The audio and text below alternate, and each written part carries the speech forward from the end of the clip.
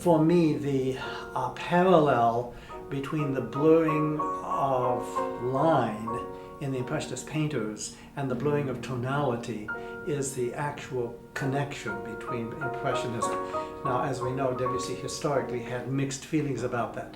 He first denied that his pieces should be called Impressionism, but 10 years later he wrote in a letter to the publisher using the term himself in reference to his own work. So apparently he adopted it. And although we think of the idea of images of painting, to me it's the technique that links the two, whereas reality was being blurred by light by the Impressionists, and tonality is blurred by the kinds of techniques that Debussy was using. Blurred but never destroyed completely and never abandoned completely.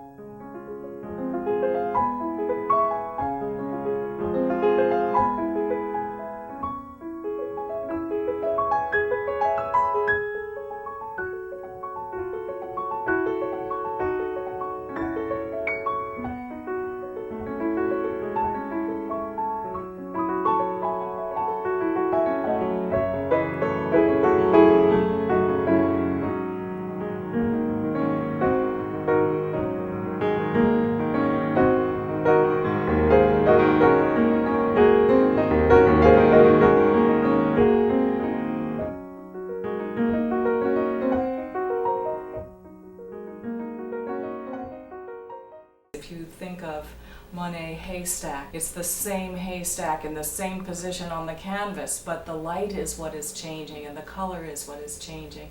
And we see Debussy transposing that concept in so many of his pieces.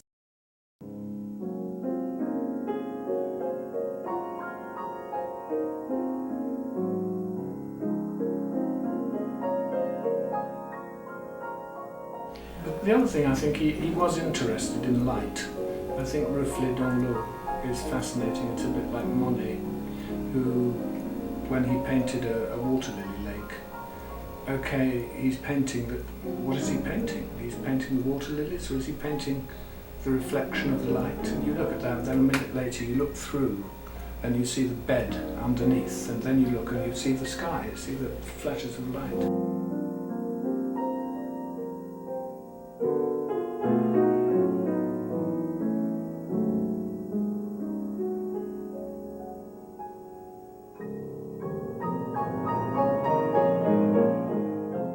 You mentioned the special quality of light. The thing about him, I think, is that he's thoroughly visual.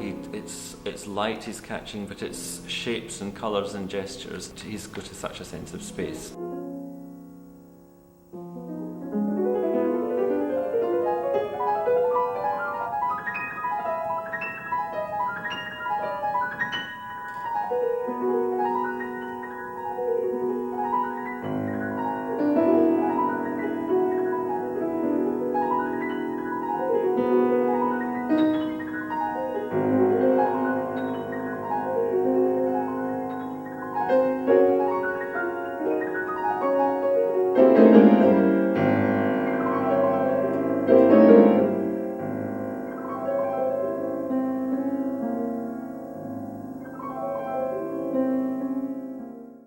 Impressionism, in the best sense, it's the impression of what the eye sees before the brain has processed it, put it into boring drawers and said, you know, that's just the front of Rouen Cathedral, it's rough grey stone, file it away. It looks a bit different in sunlight, file it away in another box. It can look green, it can look blue, it can look pink. Monet has just painted exactly what the eye picks up before the brain tries to file it away and make it harmless. You can see Debussy doing that with sound as well.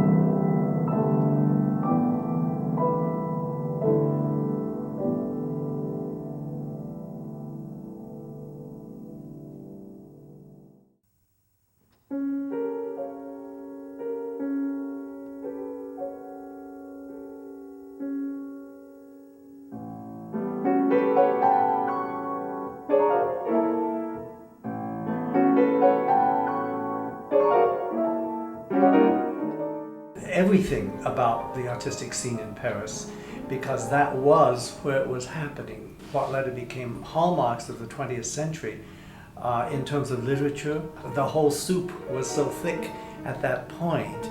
Everything that was new and was trying to reevaluate what the 19th century had been in terms of techniques and in terms of aesthetics, all of that was happening around him.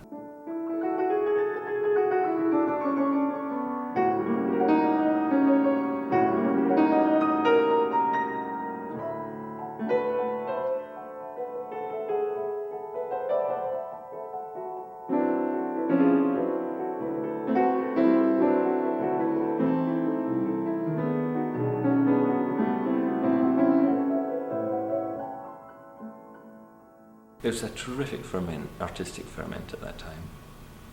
And to be there at the time of one of these exhibitions, the only way you can get the atmosphere of it is to see there's some beautiful picture books produced. You just leaf through these and see the pictures of what was going on.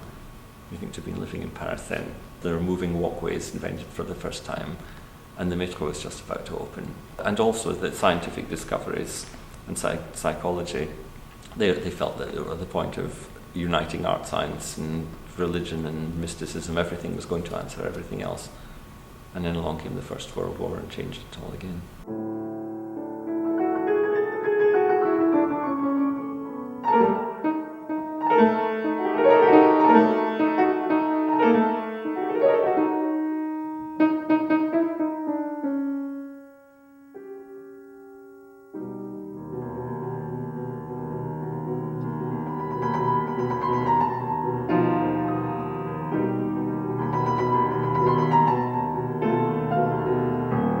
Sitting in the coffee house in Paris and observing the people and the art of conversation, it was a whole different aura. There's a kind of elegance and a quiet maturity that is lacking today. And yes, I'm sure the influence of Paris as one of the greatest cities in the world, in the gardens and to go in the squares and walking around every street is like another mystery. You're really walking in a museum. And everything is another surprise, another revelation. The light and moods and the clouds and the sun or the lack thereof.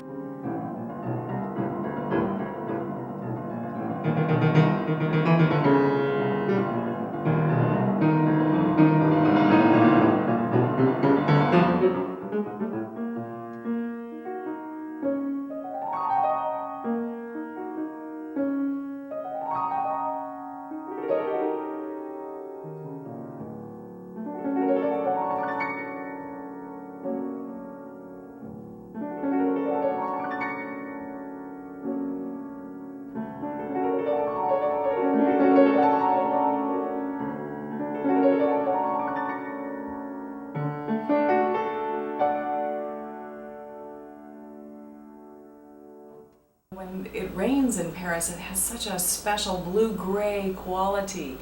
And I can recall many times being in some little garret in a little room in a tiny hotel in Paris when it's raining and I'm right next to the tile roof. That is the most special quality for me in terms of weather in Paris.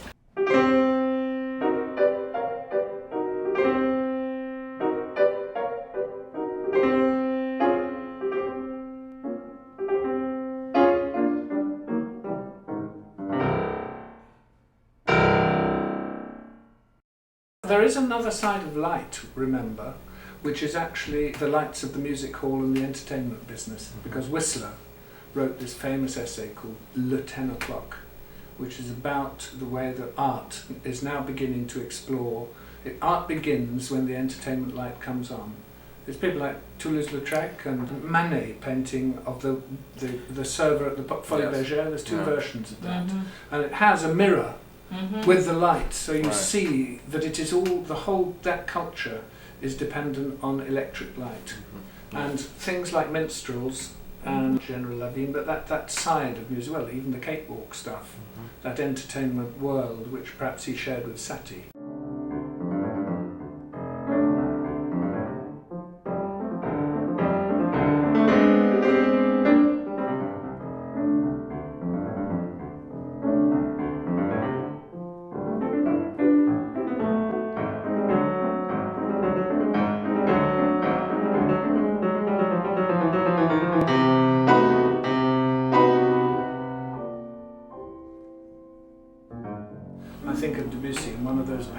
rooms with a cigarette, and then going out to a cafe and talking to all those other people. That's the Parisian bit for me.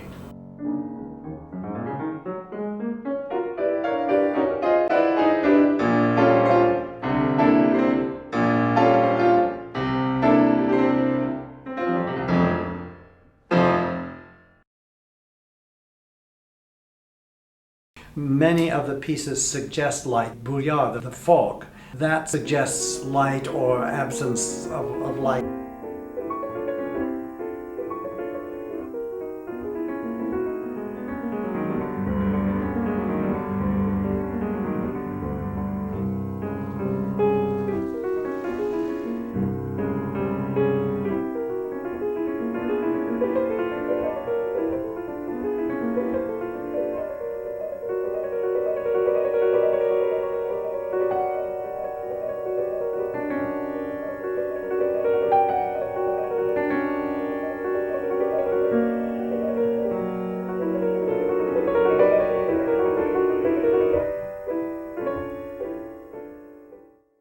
I think the fog in Debussy's day Yes. would have been very different and an awful lot thicker.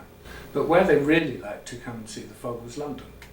There's a Verlaine poem, what's that called, about fog, when he came to London. And they loved walking through this black way, people passed in the mist, you know, they romanticised it really. And Brouillard, you know, that is his mistiest piece.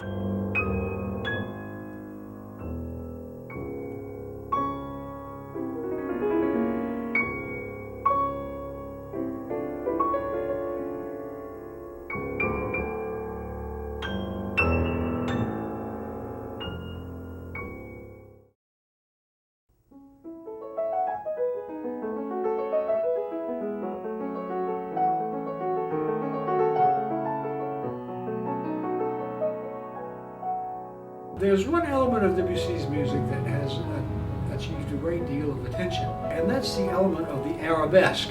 Let me try and connect that with light. The pair of pieces that everyone knows quite well are the two arabesques, somewhat early piano works. Arabesque, not only in melody, but likewise in structural level, means an unpredicted and often intertwining sense of line. And I believe that light is a corollary with this arabesque play of line. The play of light, of course, is not to be predicted. It constantly shifts, how it bounces off the water in reflections in the water. All of these kinds of things are elements of the arabesque in nature, but one that Debussy must have seized on.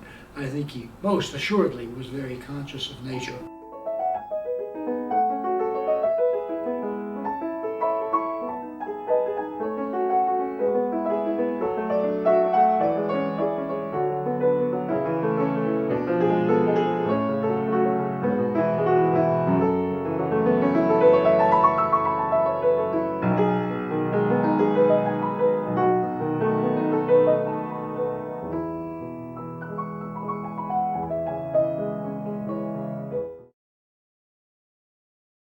One work besides the arabesques for piano that has always interested me a very great deal is the piano prelude from Book 1, Des Pas sur la Neige, Footsteps in the Snow. And if you look at that from the standpoint of the arabesque, of light as an image in footsteps, you can see the unpredicted movement of light as these footsteps seem to get traced through the snow. The atmosphere, the light, is of course quite subdued. It is that gray-white light that we know about when we walk through the snow that he captures so brilliantly.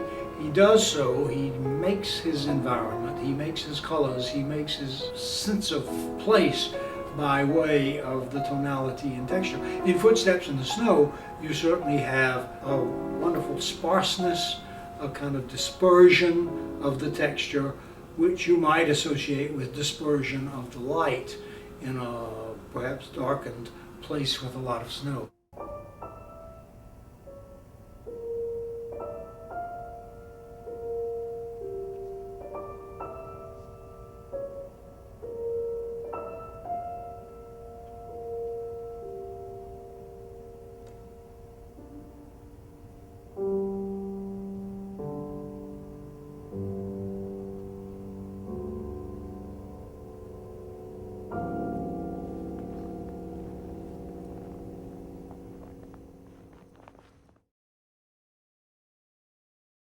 to Monet's house in Giverny, the walls, it's a big house, and the walls of every room are festooned with Japanese prints. I've heard very interesting lectures by people like David Bromfield, who's written about it, showing actually how the techniques of these prints, the way you cut the subject in a picture, the way you place it, the whole composition and the use of colours, he's compared Monet's paintings to Japanese prints. And when I heard him doing that, I kept thinking, Debussy's doing exactly that in music. He's composing, he's cutting subjects, he's placing them in his canvas, in the proportions of his painting in exactly the same way, and setting things in relief the same way. I heard a lecture on Monet and Japanese art, and I just kept thinking every time he said Monet, he could have said Debussy.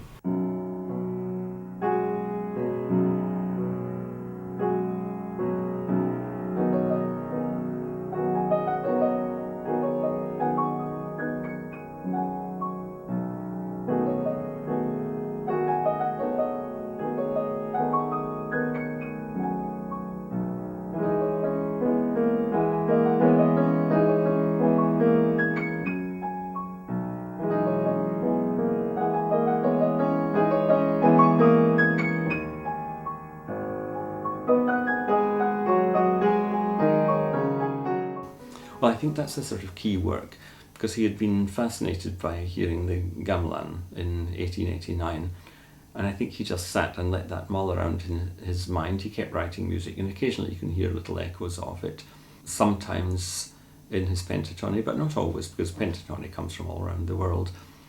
But then he heard it again in 1900, and I think then was when he was asking himself big questions about how to write for the piano without sounding like what had gone before. And in Pagodas, where he's got the perfect excuse to enter into his Asian persona.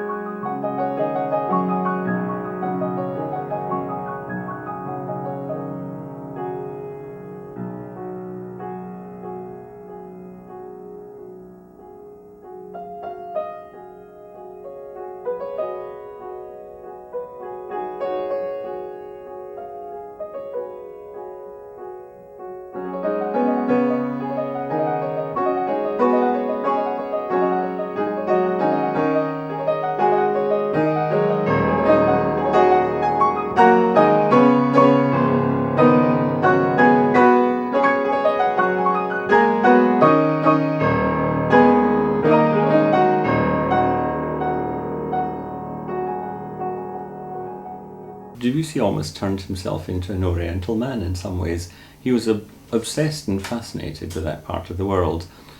And although Orientalism was a great fashionable thing in the late 19th century, I think what he did was very different. Rather than just borrowing it a little bit to colour his music, he went the other way. He went right to it and went into it and tried to become part of it.